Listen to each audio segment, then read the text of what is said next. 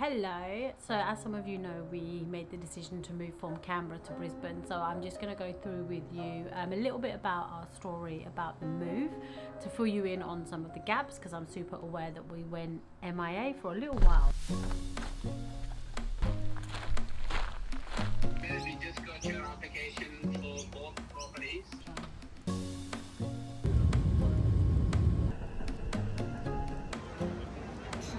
You see they say, if junk scratch you, they turn to junk, so be careful.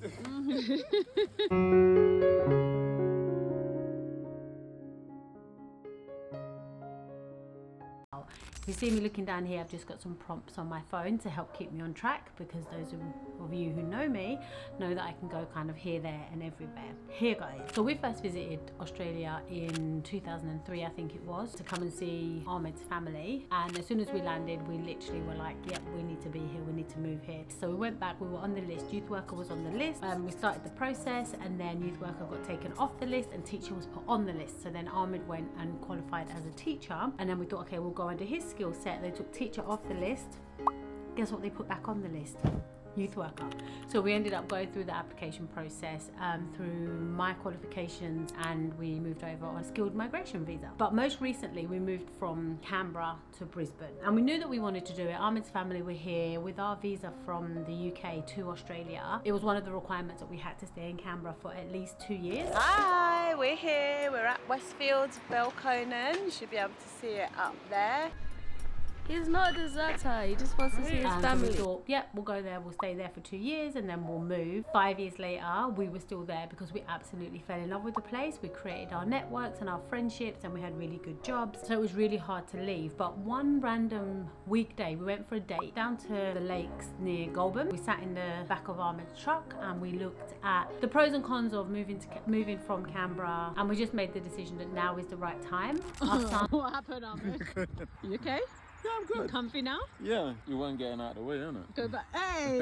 our son was wrapping up in year 10, so we just thought it's either now or wait another 2 years, by which time it could be difficult to encourage him to move because he'll be 18, he'll be working, and he was really keen on us moving. I think one of the hardest things for me was telling my manager. I hadn't worked there for a huge amount of time, but you know when you work somewhere and you feel like you finally found your people, I just assumed that I would have to leave. Literally my dream job, and I really respect my manager and I wanted to tell her face to face. Luckily it ended up all working out and I didn't have to leave, but we knew it was for the greater good. Our family's here, Ahmed's parents and siblings and nieces and nephews are also here, so we knew that this was the right place for us to be. Thinking about the emotions when we were leaving Canberra, two things that stood out for me. I was like, finally, if that's an emotion, and also I'm so excited to move here. It was exciting for all of us to just be connected and to be together as a family. But then I was also feeling a sense of sadness because we'd moved from the UK, leaving everything behind of everything we know, everybody we know, moved to Canberra, and at the end of the 5 years had a really strong friendship group. We knew the area, we were super connected. It was kind of bittersweet. Leaving our people behind is always hard. So thinking about getting the house actually ready for viewing, it was a process. And I keep my house clean and tidy anyway. Something my mum taught me was about being house proud and keeping your house clean and tidy and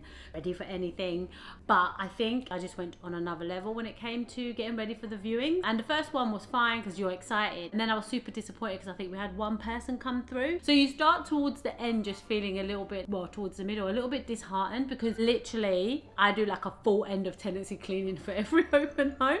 And even Ahmed will be like, what are you cleaning? And I'm like, you got to clean it. You've just got to do it. So towards the end that got a little bit boring. But I think the thing that I worried about the most was every time we had an open home, we put the cats in the car, because our cats are rescue cats and they're really nervous. The car will drive past and they go low and they hide and they get scared. They're really anxious cats, and I just started to feel bad for them towards the end. One of the things that I needed to make sure that I did really early on was declutter.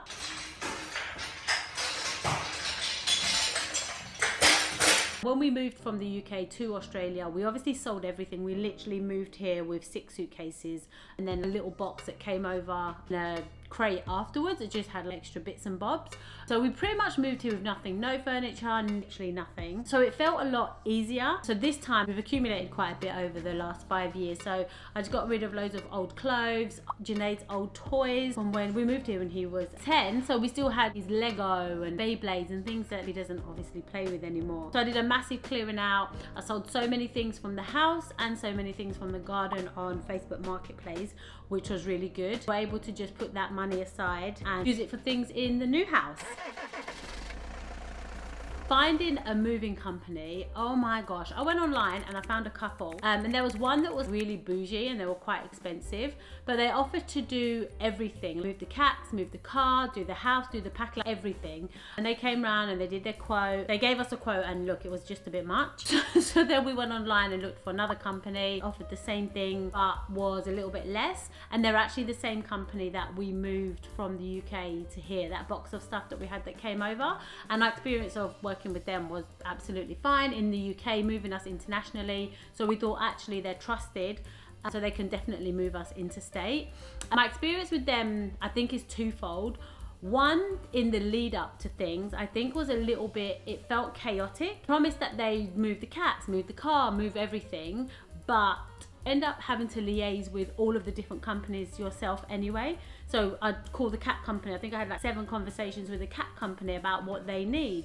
The way in which it was sold to us was that the movers would do that. We would give them all of our requests and then they would liaise with it and then confirm the booking. It didn't end up going like that with the cats. It did go like that with the car. Getting my car here was actually pretty easy. That was fine, but it was just the cat company and the liaising back and forth. So that was my experience, I suppose, of the sales and the admin team. But my experience of the movers, chef's kiss, second to none, especially the guys that moved us from Canberra. There was 3 guys.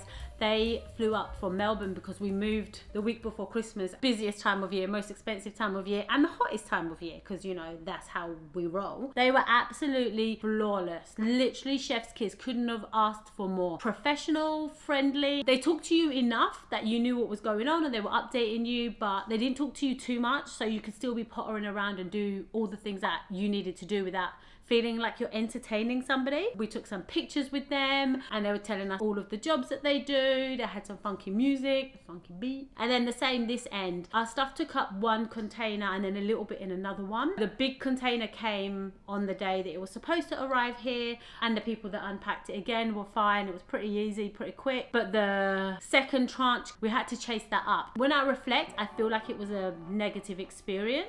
But when you also reflect with a kind heart, you realise that it was actually, I think, the week between Christmas and New Year. What did he say? So week of the 16th is all booked up. Okay. But week of the 9th is all open at the moment. So, Okay. which means that we are going to go week of the 9th anyway, if you wanted. Manifested. It's Friday the 13th. Okay. And we're going to go. Oh, is that bad luck though? No, it's fine.